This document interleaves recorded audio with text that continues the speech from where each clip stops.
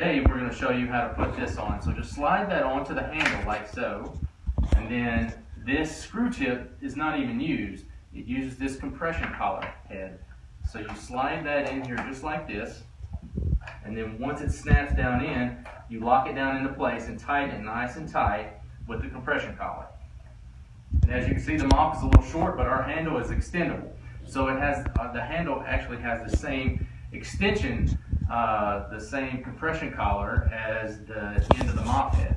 So you loosen it up, and then you twist it to the right to actually loosen the handle and fully extend it, and twist the handle back to the right, and it locks the handle into place. Then the secondary way of locking the handle into place is the compression collar. Then you lock it down, and then you're ready to start mopping.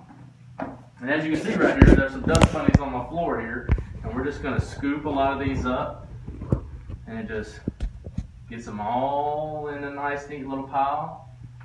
And you can they'll actually stick to the head mostly, and any that don't stick to the head, you can sweep it into a pile. Then you get your dustpan, and then you're ready to go. Ready to sweep it up. And this is how you use the FlyLady Mop XL.